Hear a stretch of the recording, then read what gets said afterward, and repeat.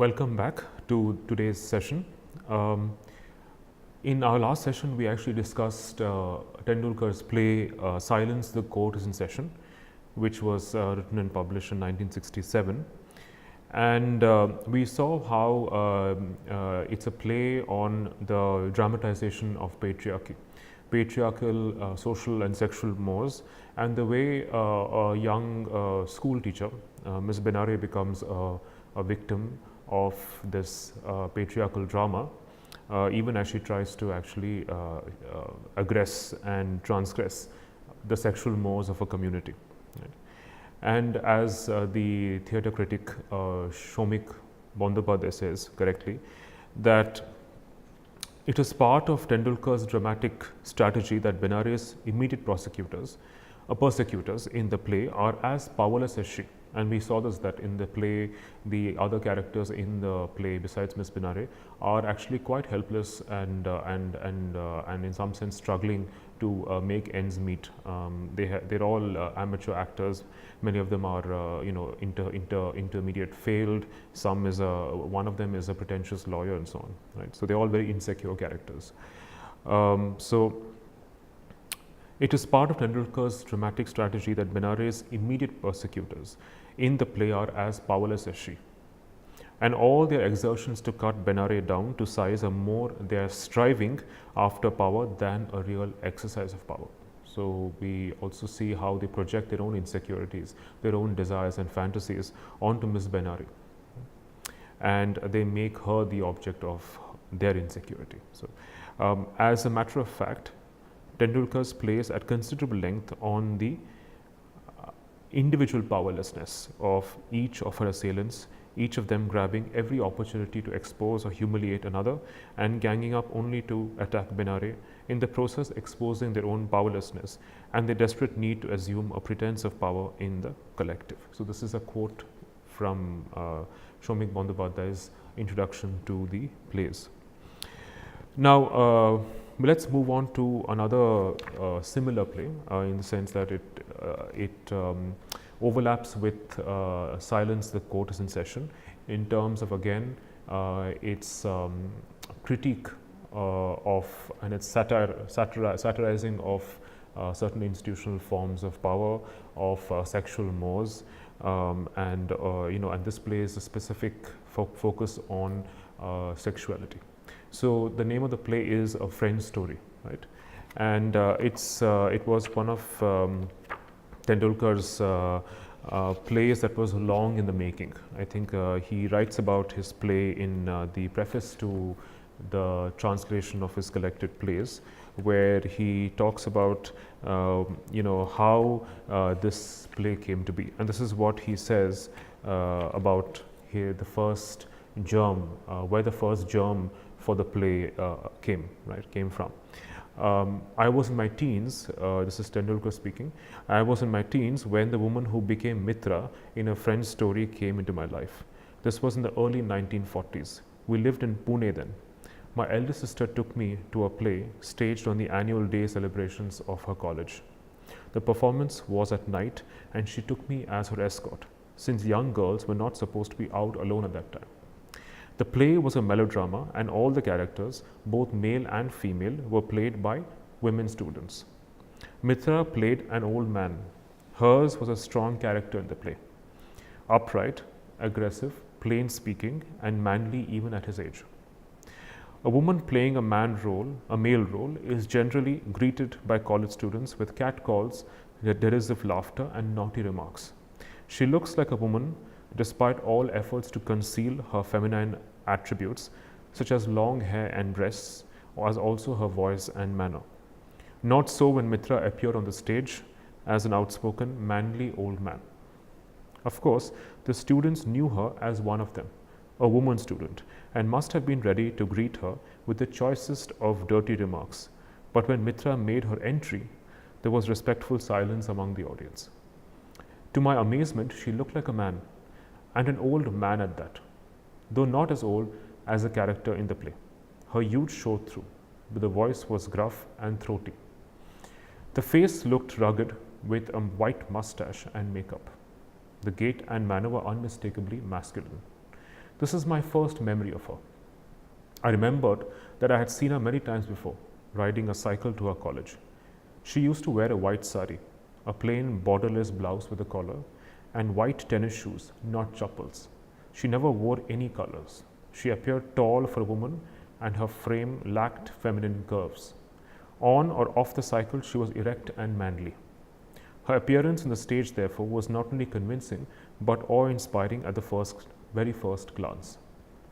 Her performance that night made a deep impact on my juvenile mind. Not the play, but Mitra's performance. This performance remained with me. Later, my sister gave me some information about Mitra's background and family. Mitra became a real character in my mind and remained so, a female who was so very much like a male. Many years after that, I had a new friend who was older than me. He was an actor. In the course of our long conversations, he mentioned Mitra. She had been his friend during their college days. He used to act in plays with an all-male cast at annual days in college, and Mitra used to play the male in plays with an all-female cast. My actor friend helped Mitra in situations which she had shared only with him. I was keen to hear him talk about her. She was still to be seen in Pune. I came to know about him from a trait in her that I had not heard of before. She had a craving for a girl and had an affair with her which ended up in a major crisis for Mitra. It practically finished her life. I still remember the shock waves and the confusion produced in my young mind. I had just begun my career in writing then, but what I heard about Mitra did not prompt me to write about her at once. It took me some years to surface in the form of a short story. It was written in the mid-50s, with the same structure as the play written years later. The title was Mitra. It appeared in one of the Diwali annuals in Marathi and was appreciated. It was a story of relationship between a boy who had just touched 20 and a slightly older young woman who fascinates and frightens him at the same time. The boy is the narrator. It is his experience. The thought of writing and staging a play on a same-sex relationship was out of the question. Yet the play Mitra materialized.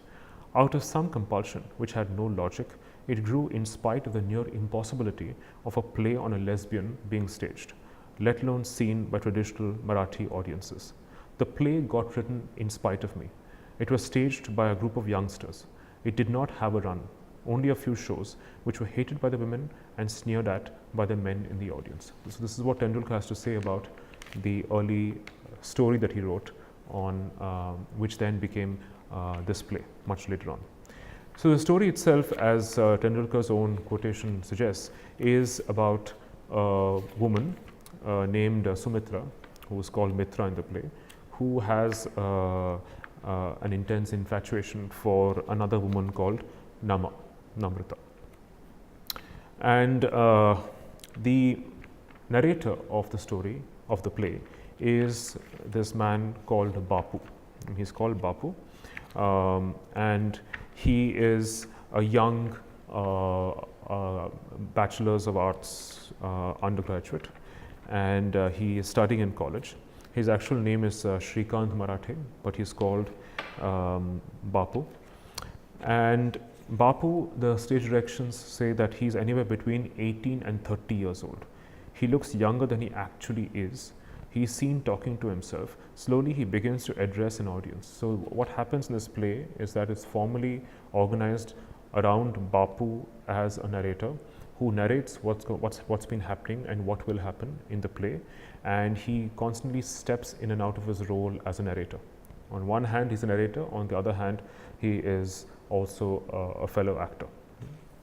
So if you look at the way the play opens, it begins with Bapu's narration, and he kind of he introduces the other main protagonist of the play, which is Sumitra. Right. So the entire play revolves around Sumitra, her rather manipulative relationship with Bapu, Bapu's love and fear and fascination for Sumitra, and later on his hatred for Sumitra because he realizes that despite his love and compassion for her, she manipulates him and she takes advantage of him.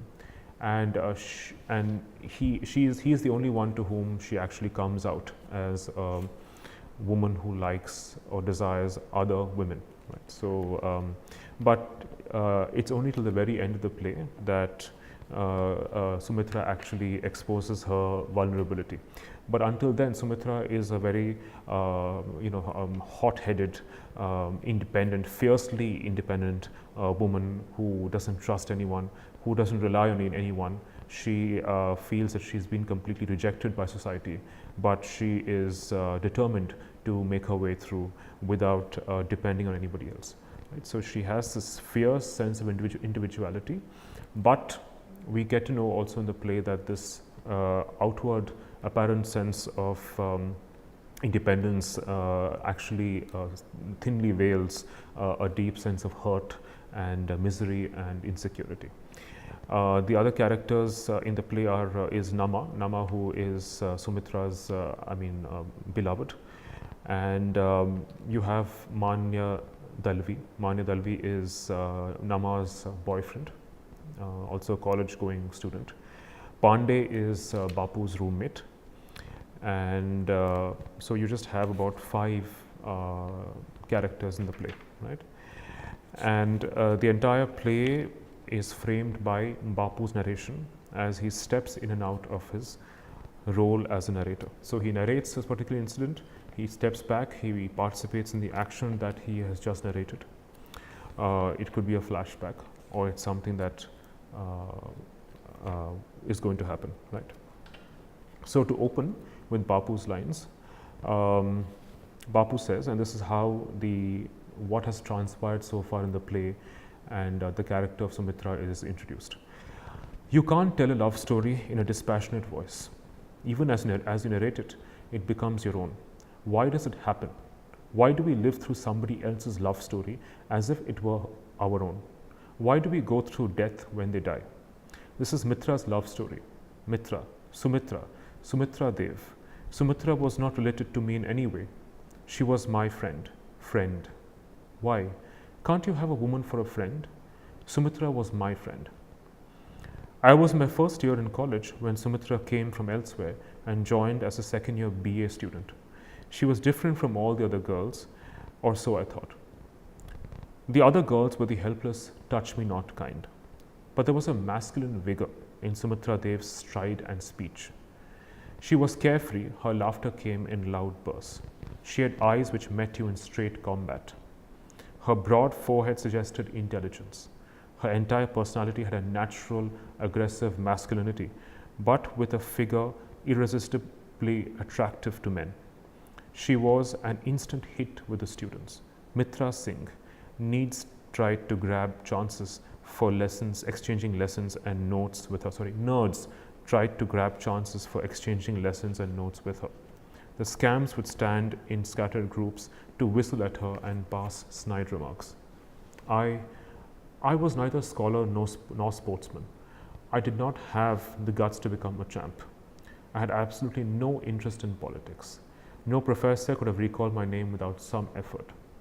I was one of the crowd who entered college solely for filling the benches in the classroom. I had just one special trait, an inferiority complex. How could I hope to get anywhere near Sumitra? I couldn't even dream of engaging her in conversation. Strangely enough, that's the way it turned out. So in the initial opening lines of Bapu, you realize that he is not a very conventional man. Right? He is not a sportsman, he's not a scholar, he doesn't have guts, he says, he has no courage to resist or rebel, and he feels that he's just there in college to fill the classroom. He also feels extremely insecure around Sumitra because Sumitra seems supremely confident. There is something there's a natural aggressive masculinity to this woman which other men find irresistible. So it's and it's very interesting that Bapu and the other men in the story, especially Pandey, are irresistibly drawn to Mitra precisely because she's not one of those docile touch me not girls, right? She's very confident, she's very outgoing, which these men misunderstand as a sign of sexual availability. Then Bapu discovers a photograph of Sumitra Dev, which he found on the floor, and he is very anxious that other people, other men may discover this photograph, and so he is very concerned about Sumitra's reputation. So he went to his room and he gazed at the photograph for ages, and he was surprised and repulsed by turns. He says, "Is she a woman at all? Look at that dress. And who are those hairy, bare-chested men with cigarettes in their mouths?"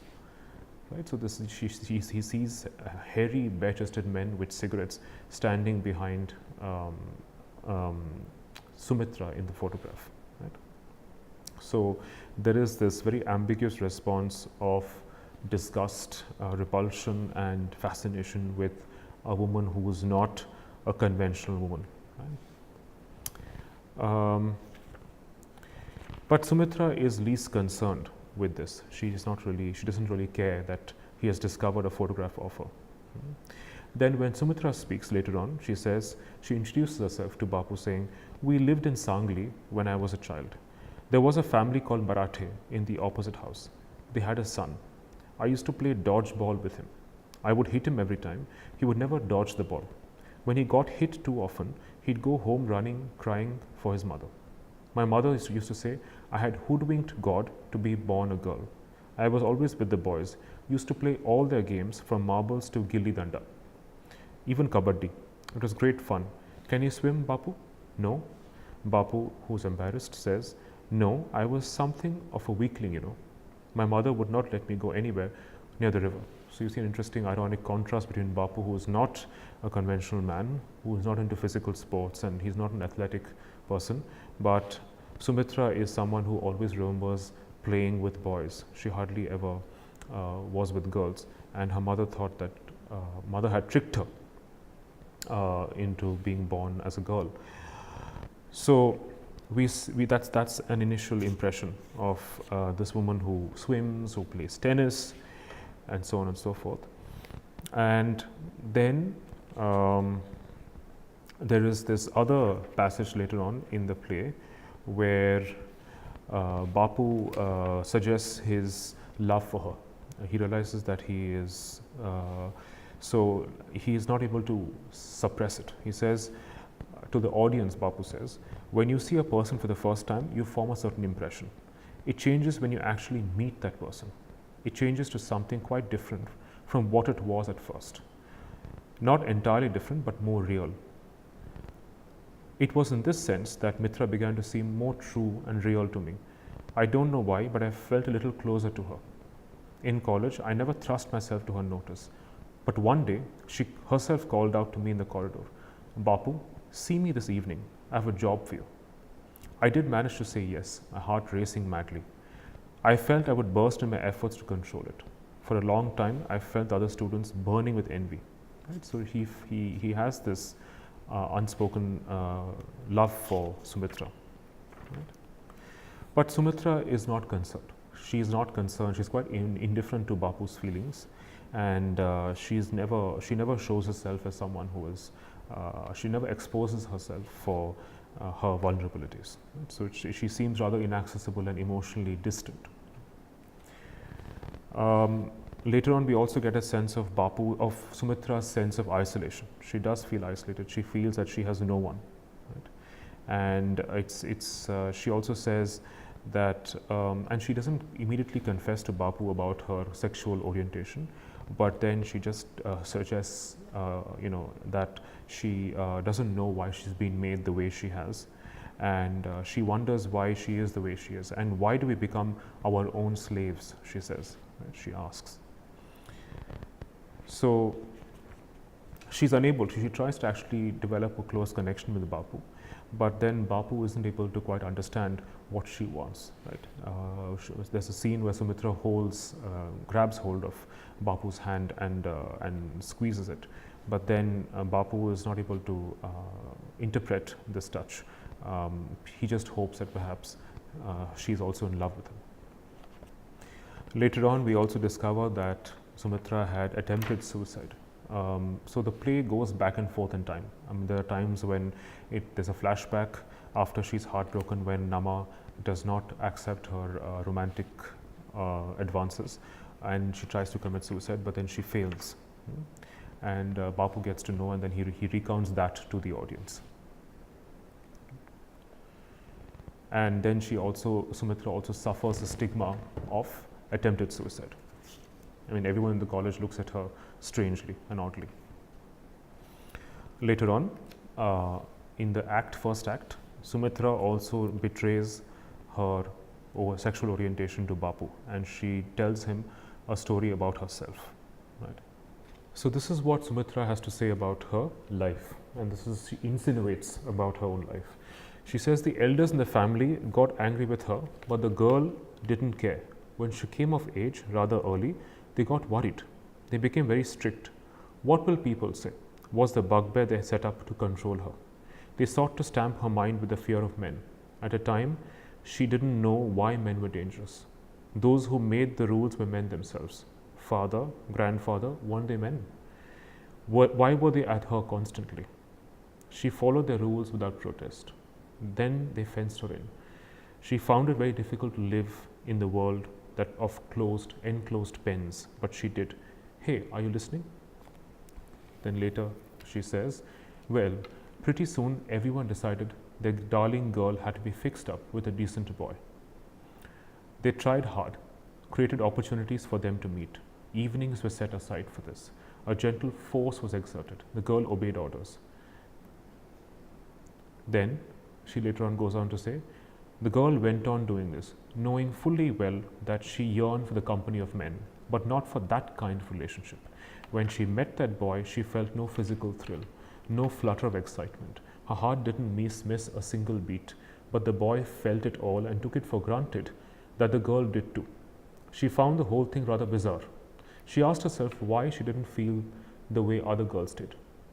Why did I feel so completely at home in the company of men? Why did I never feel shy? Why did I feel so much at ease in putting my hand around their shoulders? Why did I find it strange when I sensed a man's excitement? Men were good company, but their ways with women seemed weird and unpleasant. Then later on, she continues saying, she hasn't told anyone about it, only you. Don't know why. But I'll tell you the crazy thing she did. There was a servant in the house. He had been with the family a long time. He had shown an interest in the girl several times in a way that only the girl could see. A girl is a girl after all. You know what I mean. He was like that. So this is what Sumitra confesses to Bapu, that she is a woman who discovered that she was confined to the house soon after she matured, physically matured. Then her family used that as an excuse to keep her at home. And she was wondering why the men in the family make the rules for everyone. And then her family fixed her up with a man in marriage. But she realized that from her childhood, she really enjoyed the company of men, but only as friends. She never had any kind of a sexual desire for them, but she was drawn to other girls. And she wondered why she wasn't like other girls. She wondered why she didn't feel excited by the presence of men. And later on, she tries to have she leads on a male servant in the house, but then nothing ever comes out of it, right? So she realized that she could never become a man's partner. And in the midst of this story, she also lights a cigarette, right? So the whole act of smoking becomes an act of masculinity for Mitra in the play. And Bapu, of course, is very disappointed, but he is not entirely hostile or disgusted. He listens to her. He seems to feel some compassion for this woman, but at the same time, he also tries to convince her to change, to become like other normative women. Right? And then later on, towards the end of the first act, we discover that Bapu's roommate Pandey, who has been appointed as the secretary of the drama committee, has been asked by the principal of the college to perform two plays, one with an all-male cast and one with an all-female cast. And the principal does not want boys and girls to act together. So in the all-female play, he makes Sumitra play the male role. So they want a hefty woman who can play the male role. And after Pandey watches Sumitra acting in the play, he's completely besotted by Sumitra and her masculinity. It's very fascinating and interesting that all the men in the play who are fascinated and drawn towards Sumitra are drawn to her because she is not a normative, normal, feminine woman. Right? It's because of her masculinity that so the men are drawn to the masculinity in this woman, right? And it's not to her femininity. So that is what they find attractive. Okay, and towards the end of the first act, we also see Sumitra confessing her feelings for Nama, right? And she really wants Bapu to help him facilitate the first rendezvous, secret rendezvous that Sumitra wants to have with Nama in Bapu's room. So Bapu tries very hard to make Pandey, his roommate, leave his room to make it available for Nama and Mitra, but Nama does not end up coming to the room. And so Pandey just assumes that Bapu wants to have some sexual fun with some girl, but he makes up excuses and he makes him leave. But then after Nama does not appear, does not come to the room, Sumitra is very disappointed. Okay. And she then later realizes or discovers that Nama is having an affair with Manya Dalvi, her boyfriend, right? And Sumitra wants Bapu to actually find out about Dalvi and Nama's affair with him. Right? And so the play is actually full of unrequited relationships, unrequited love. Pandey is in love with Sumitra, not knowing that she is lesbian. Sumitra is in love with Nama, but Nama has a boyfriend called Dalvi. And Bapu is in love with Sumitra, but he's not able to express his love for her. And later on, when he discovers that she's lesbian, then there's nothing he can do about it. So he just remains a compassionate friend almost till the end of the play. Later on, Bapu discovers that Sumitra has forged his handwriting and his signature to write a threatening letter to Dalvi, asking him to let go of Nama, right? And for which Bapu is thrashed. Bapu is thrashed by Dalvi, and Bapu, of course, is innocent. But then later he discovers, to his indignation, that Sumitra has been writing a letter in his handwriting with his signature, and she posted the letter from the post office where he lives. And so he is very disappointed and upset with Sumitra for forging his handwriting and signature. And when Bapu is thrashed, after he is thrashed by Dalvi, Sumitra doesn't seem to be very remorseful or regretful for what she's done, right? And so the sympathy of the readers obviously with Bapu for having been manipulated by this woman, right? So later on, Bapu also tells Pandey that Mitra is lesbian. Right? After which Pandey leaves, he gets commissioned as a soldier in the Second World War, so he leaves. Then later on, the many other complications in second act where Dalvi discovers Nama and Mitra in Bapu's room, and he takes Nama away, much to Sumitra's anger and anguish. And Bapu also tries very hard to convince Mitra to give up Nama, but she is stubborn and relentless. She refuses to let go of her. Bapu also has a conversation with Nama, asking her on whose side she is on.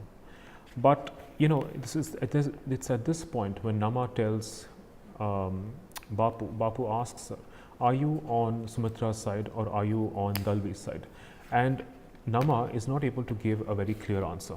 She says, "Well, I like Mitra as a friend. I like many things about her, but Manya Dalvi is a different matter altogether. I mean, there is no comparison. What I mean is, I'm not able to say what I mean. The truth is, I think I don't know what I mean. I'll go." Right? So she's not very clear about what she means.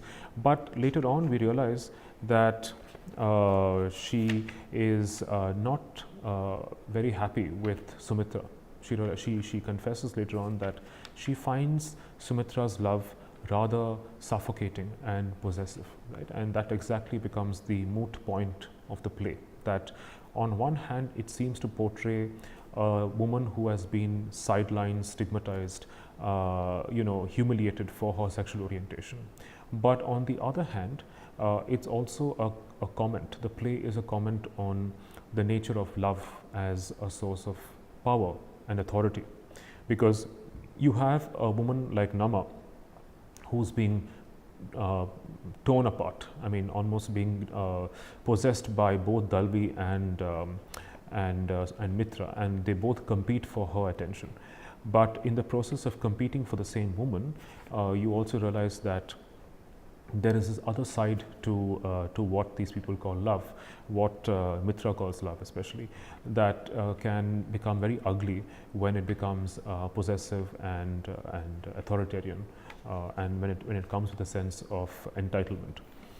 So they're not concerned about Nama's feelings and what she wants, but they just want her for herself, right? So it's again, love becomes a way of exercising and exerting power over somebody else.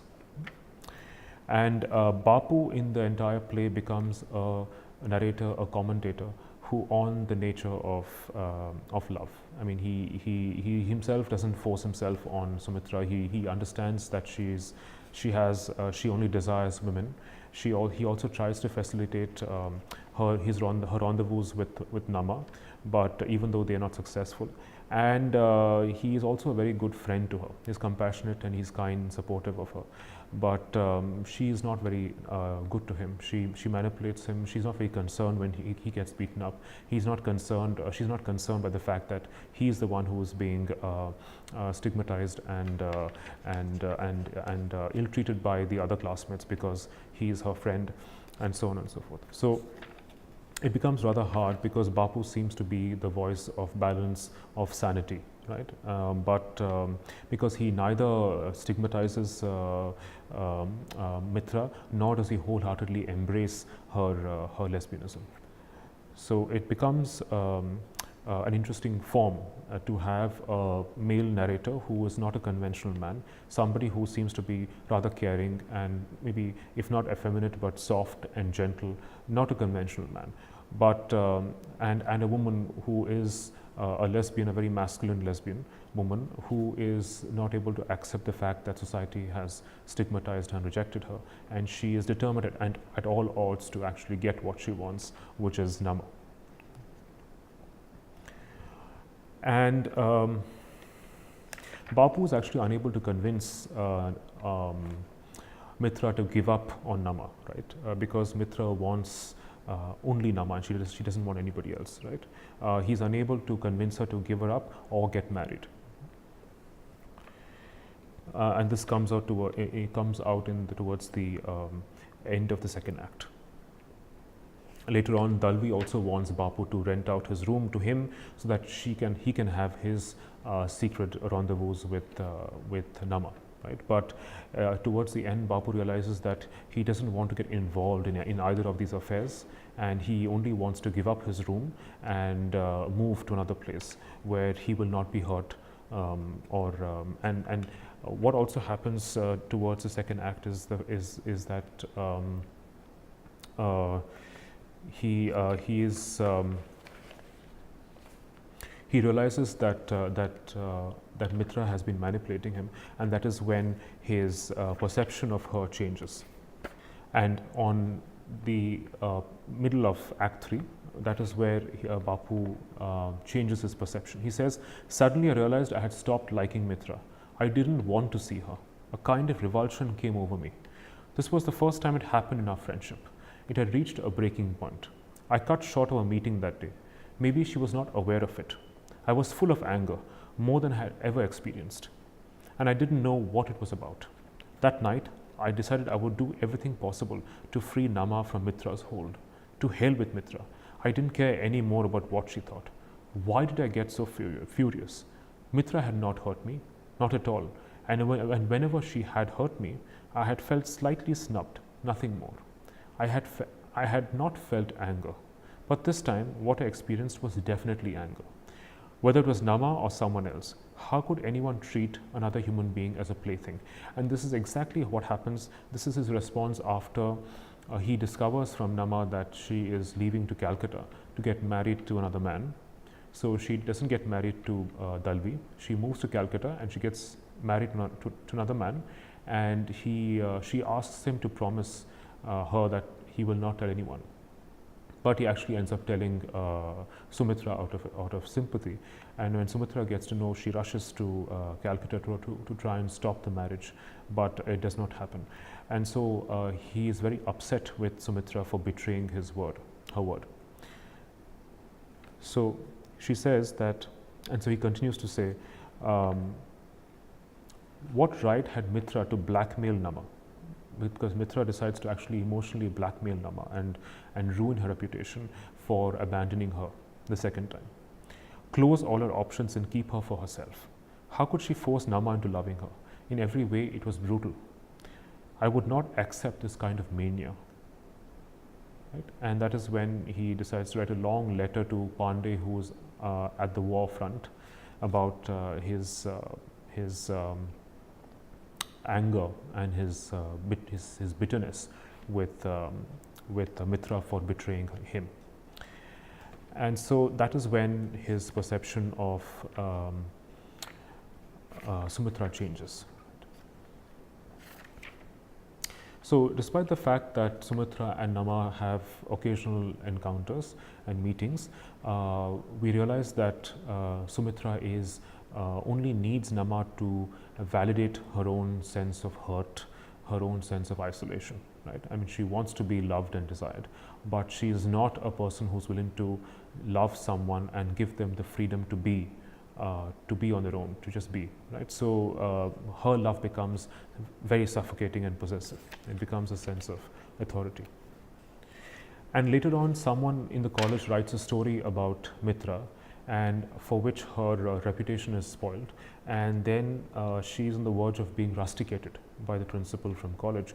But Sumitra is not concerned. She doesn't care about anyone anymore. Right? You see her cycling everywhere, you see her smoking, you see her seem absolutely indifferent to anyone. And she then also tries to, she constantly borrows money from Bapu. Despite the fact that she has not been a good friend to him, he still gives her money and lends her money. And then finally, he doesn't ask for his money back. But then later on, he realizes that she needed money, despite the fact that she came from a very well-to-do family, to actually,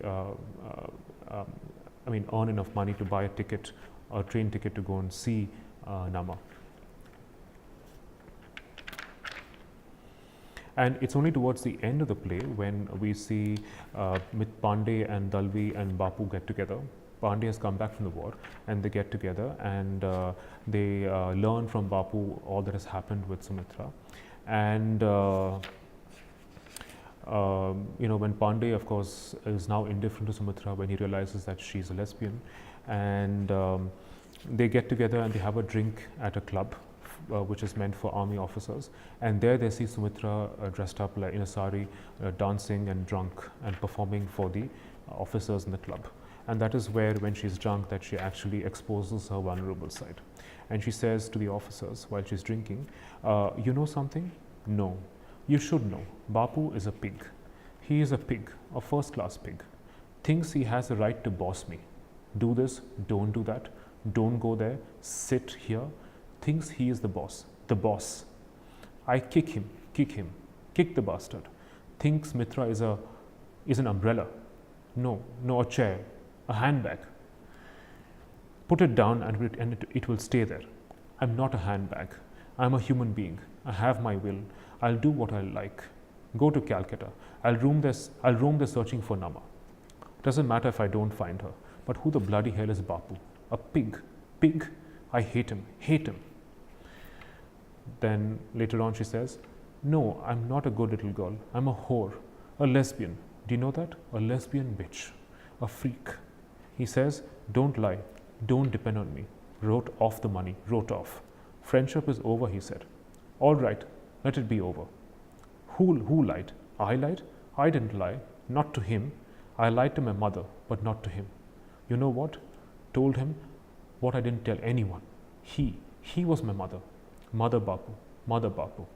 Gone. Friendship is over. Nama is over. No dependence. Bapu, gone. Bapu is dead. I killed him. I. Loud, broken sobs. I killed Bapu. Cut him to pieces. I cut him to pieces. Right? So that's what she says towards the end of the play, where she feels that she is remorseful for what she's done to Bapu, that she has betrayed his friendship, but also the fact that now she feels finally free of all obligations.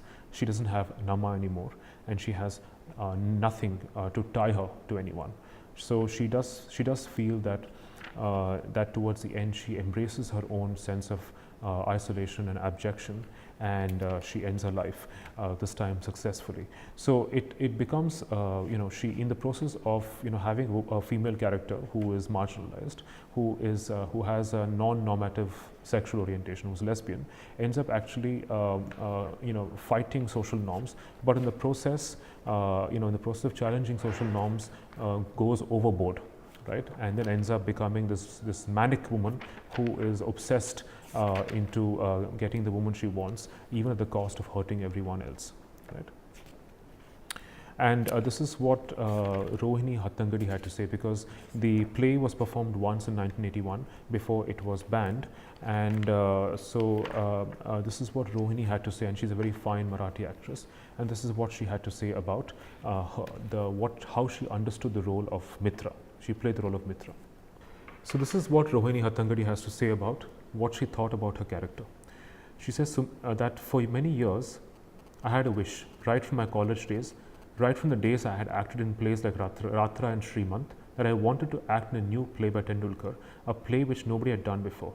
And then a chance came along. When I afterwards was going to do Mitrachi Goshta, which is the Marathi title for A Friend's Story, I read the script and liked it. The subject was new and different, in the first instance almost unpalatable. The central character of Sumitra is that of a lesbian, a chance and a challenge for any actress to play such a character. Sumitra, that is Mitra, being different, is the core or essence of the play. The reactions of the people around her, her friend, her lover, her lover's boyfriend, in fact Mitra's rival, and the boy who is fond of Mitra, show the reactions of the society through representative characters, and then the end, which is inevitable. Then, in fact, Tendulkar had portrayed Mitra's character so well in the play that it was not necessary to do any extra homework. But to get a better idea, I did some reading on homosexuality and came to a broad understanding that these attractions are of two kinds, one based on circumstances and two, physical hormonal imbalance. Mitra belongs to the second category. While growing up, she looks around and realizes that she is different. She accepts it up to a point, then allows herself to flow with the stream and lets herself go. The reasons for this are her stubborn nature, her desire to do what she wants to do, social conflict, and then her rebellion. There is one person who tries to understand her, and that is Bapu. In spite of not liking her attitude, Bapu always helps her and is always beside her. Then later on, Rohini says, looking at Mitra, one cannot make out her abnormality. Boys at college find her attractive. Pandey, who feels that he is in love with Mitra, leaves the city to join the army as soon as he comes to know through Bapu what Mitra's preferences are. Mitra is from middle class surroundings with parents and a family. When she realizes her abnormality, she is totally disturbed. She tries to fight her own battle, and Bapu is the main support for her. When Bapu too doesn't understand her and feels that while going to Calcutta she has gone overboard, she is angry at Bapu and at herself and breaks away from him. For Mitra, it is not breaking away from Bapu but breaking away from herself, from her being Mitra. She tries to be feminine and cannot do it, and one day commits suicide and succeeds. The appearance of the character portrayed is very important. It creates a lasting impression with the audience. So while deciding Mitra's attire, we have to take into consideration the period and the locale of the play. The locale is not very clear from the script, but one can forego that. About the period, one can rely on one reference. Bapu once mentions that Pandey went to the war somewhere in Europe, so we can take this to be World War II. As a middle-class Maharashtrian, the woman's attire should be a sari. Tendulkar also had this in mind. Mitra in sari should look manly, so I kept the pallu tied tightly around my waist. The collared blouse was slightly longer, no jewelry, just a wristwatch and a shabnam bag hanging from the shoulder. The color of the sari was off-white. After meeting Nama, it would be pinkish. Sometimes I would be smoking a cigarette. I remember I had never smoked in my life before, but Mitra had this habit, so I had to learn. Smoking on stage is difficult, particularly if you do not smoke. It looks fake when you just take smoke in the mouth and let it out. Mitra had to look like a habitual smoker. Not that I had to, but I started practicing right from day one of the rehearsals. Slowly I got the hang of it. I learned to release the smoke while talking. I used my hands to show Mitra's restlessness. Standing with hands folded across the chest looked manly and showed her closed mind. I don't know how, but one mannerism evolved during rehearsals, rubbing the elbow of one hand with the palm of the other hand. It looked all right, so I continued with it later. I used to make it more vigorous as the restlessness increased. While rehearsing for the play, I had an amusing experience. To go for the rehearsals, I had to travel by local train in Mumbai. I used to like standing at the door, feeling the wind against the face, my face. One day, while traveling, a eunuch boarded the train. There was not much of a rush. The train stopped at the next station. A few ladies got down and a few entered. They looked strangely at the eunuch. I was watching them and the look on their faces. Isn't Mitra also different? That look on their faces said so many things to me. From that day onwards, Mitra came closer to me still. While reading Mitrachi Goshta one day, one feels that if the references to the time in the play are deleted, the play is of today, because things have not changed much in the past few years for a different person. Different in quotes. Tendulkar wrote this play 7 or 8 years before we actually staged it, maybe earlier. In those days, nobody talked about these things openly, let alone put up a play on the subject. Even when we performed it, it was labeled as a bold subject. Or what sort of subject is it? It did not run too well as a commercial play, but those who saw our performance still remember it as an unforgettable experience. Right? So this is what Rohini Hattangadi has to say about her character of Sumitra and how she began to acquire certain habits on stage, like smoking or rubbing her elbow with her palm or folding her arms across her chest to give her a masculine demeanor and appearance. Right? So this is our discussion of a friend story, and in the next session we'll be discussing another very famous and well-known play by Vijay Tendulkar, which is Ghashiram Kotwal. Thank you.